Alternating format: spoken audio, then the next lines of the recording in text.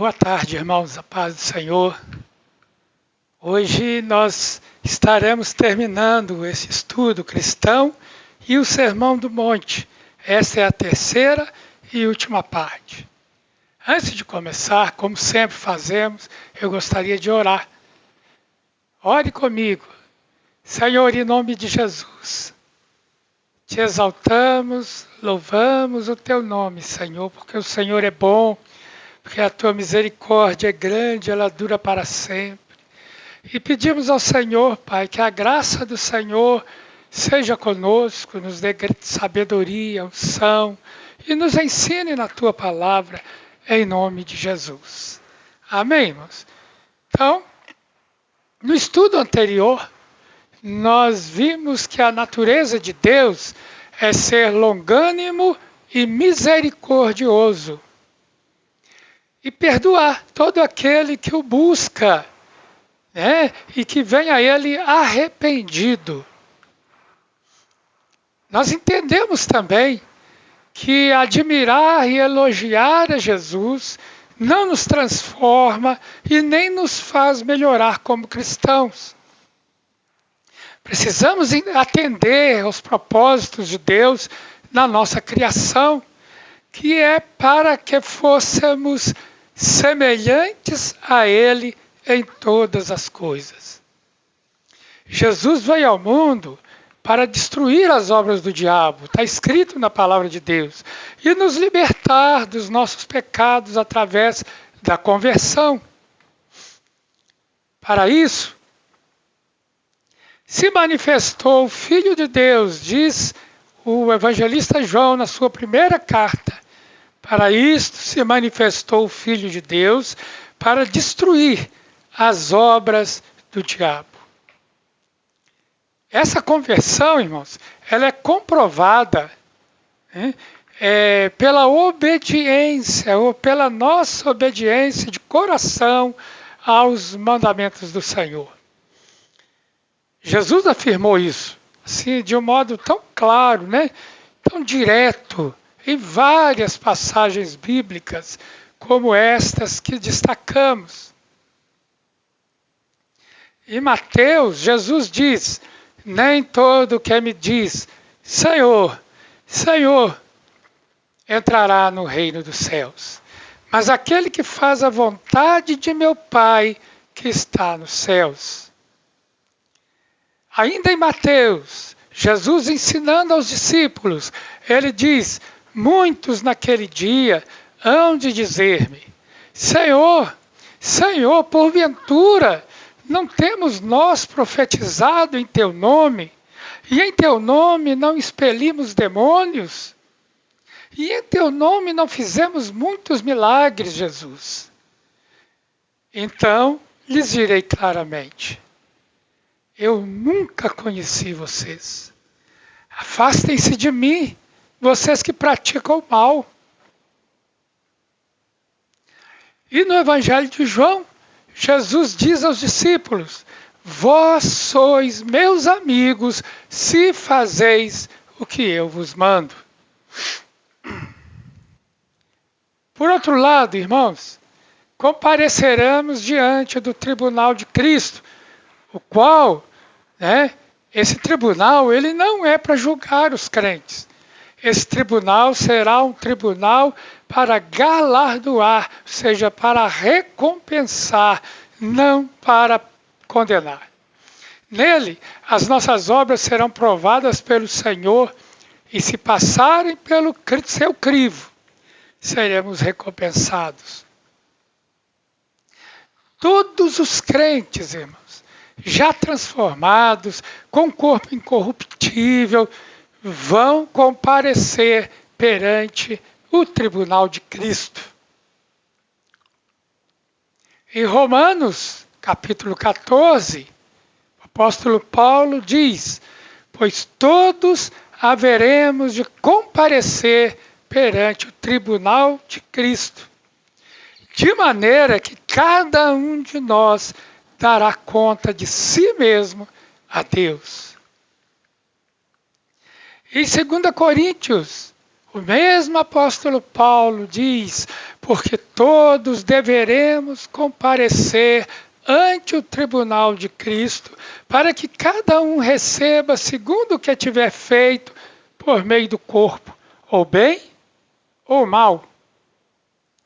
Então nós vemos que o contexto dessas duas passagens se referem aos cristãos, não àqueles que ainda não receberam Jesus Cristo como seu Salvador, não aqueles que já entregaram sua vida ao Senhor Jesus, não aqueles que já se converteram, mas àqueles que que se converteram a Jesus Cristo, né? Que o receberam como seu Salvador, como seu Senhor. Essas duas passagens se referem a estes. Ela envolve crentes prestando contas de suas vidas a Deus, ou a Cristo, né? Tribunal de Cristo. O Tribunal de Cristo não tem nada a ver com salvação, irmão. Nós precisamos falar isso também. Muitos irmãos, ao lerem essas referências bíblicas, essas passagens, têm medo, né? Não, o Tribunal de Cristo, volto a frisar, não tem nada a ver com salvação.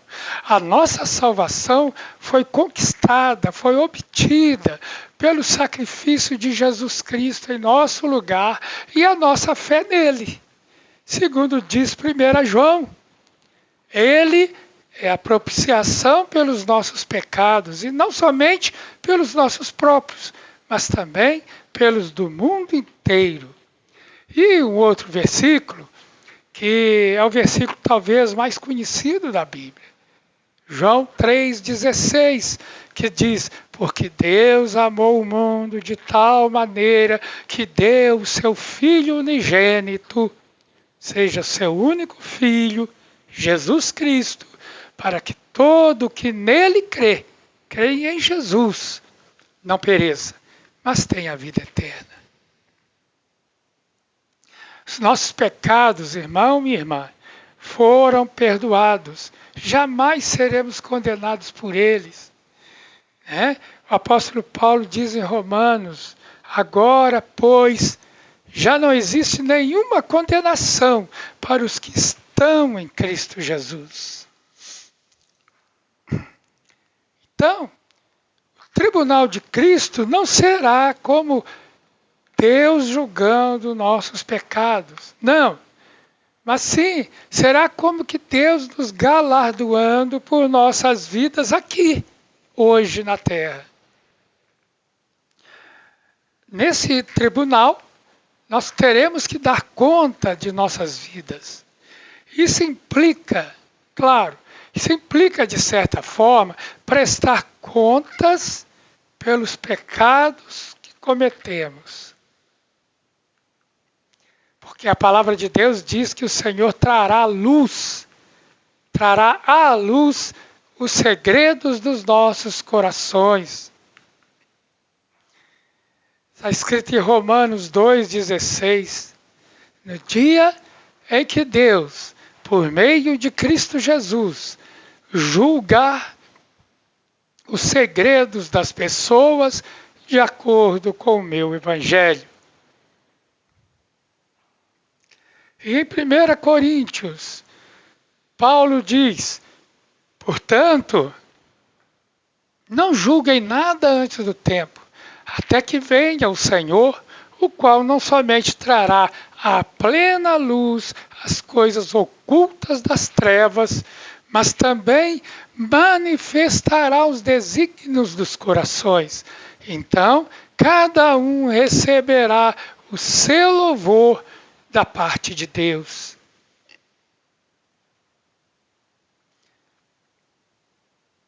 Porém, irmãos, não será esse o objetivo, nem o foco do tribunal de Cristo. Nesse tribunal, os crentes serão recompensados, tomando-se por base a sua vida no Senhor. Por isso que eu disse, serão recompensados segundo as suas obras. Em 2 Timóteo, o apóstolo Paulo fala a Timóteo e ele diz: nenhum soldado em serviço se envolve em negócios desta vida, porque o seu objetivo é agradar àquele que o recrutou. Igualmente, o atleta não é coroado se não competir segundo as regras. O que Paulo está dizendo aqui? Nenhum soldado, né, enquanto está lá no quartel ou nas ruas, está a trabalho, seja onde for, ele se envolve em negócios desta vida. Há um corinho antigo que diz que tudo entregarei. Sim, por ti, Jesus bendito, tudo deixarei. Ou seja, nós não queremos nada mais com o mundo, né? Somente a graça de Deus. Por quê? Porque o soldado não se envolve em negócios desta vida, porque o seu objetivo é agradar aquele que o recrutou. Agora pensa, Paulo, quando fala isso, ele tinha em mente o soldado de Cristo. Ele tinha em mente o exército de Deus, o cristão, né? Em outras palavras, ele estaria dizendo: nenhum cristão se envolve em negócios dessa vida, porque o seu objetivo é agradar aquele que o recrutou. Quem? O Senhor Jesus. E ele continua: igualmente o atleta não é coroado se não competir segundo as regras.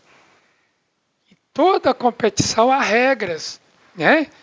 O corredor, ele tem que competir segundo as regras da corrida, da maratona, né, do 100 metros raso, sei lá, seja qual for. Assim também é o cristão. O cristão também ele corre uma maratona, né?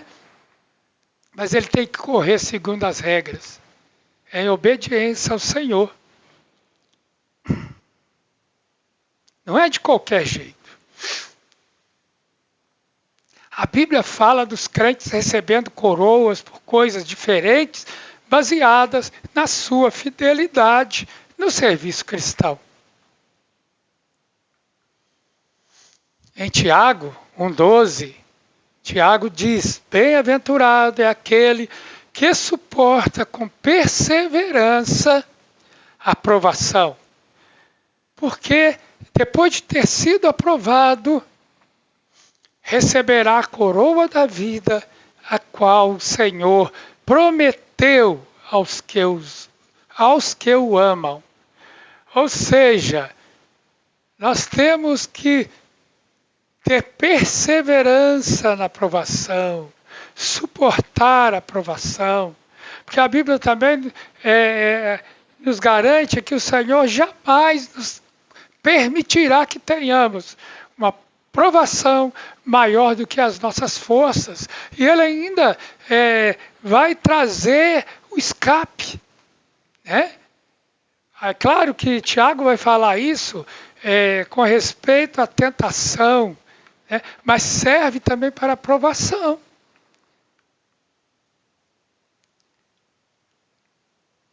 Depois de ter sido aprovado, né?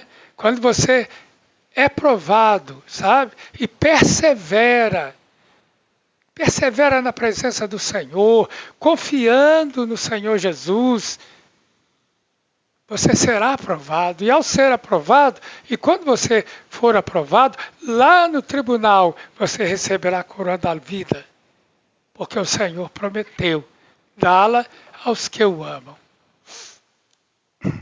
Em 1 Pedro, o apóstolo Pedro também diz: e quando o Supremo Pastor se manifestar, vocês receberão a coroa da glória que nunca perde o seu brilho.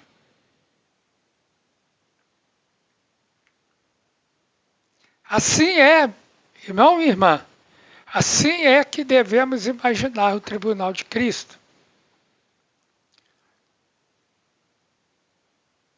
Bem-aventurado, diz a palavra de Deus, o homem que sofre a tentação.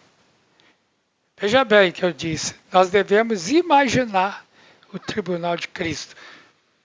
Bem-aventurado o homem que sofre a tentação.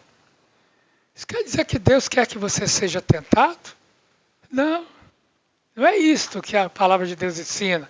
Mas a Bíblia nos ensina que quando nós somos tentados e resistimos à tentação, nós somos bem-aventurados. Né? É o que diz aqui, bem-aventurado o homem que sofre a tentação. Ponto.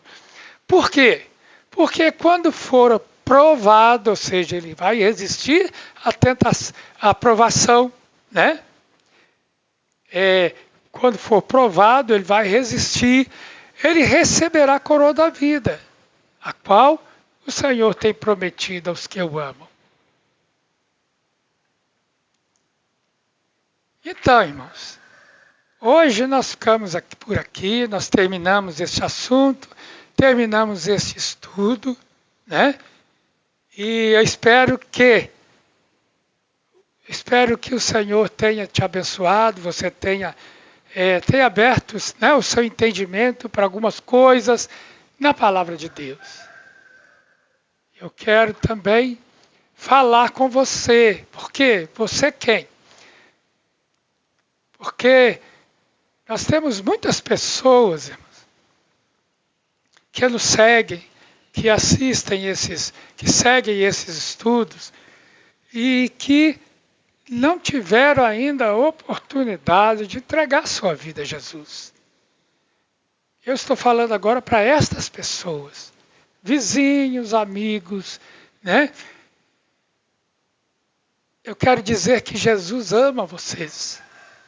Deus ama vocês de uma forma tão maravilhosa e tão grande, que Ele deu o seu único filho para morrer na cruz, no seu lugar, no meu lugar. Para quê? Para que nós tivéssemos nossos pecados perdoados. E Ele diz que aquele que se arrepender e se converter, né? Ou seja, aquele que entregar a sua vida a Jesus Cristo, ele vai ser salvo.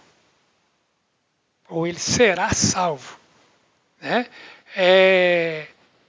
Por isso, você precisa entregar a sua vida a Jesus. Por isso você precisa crer na palavra de Deus. Jesus é o Salvador.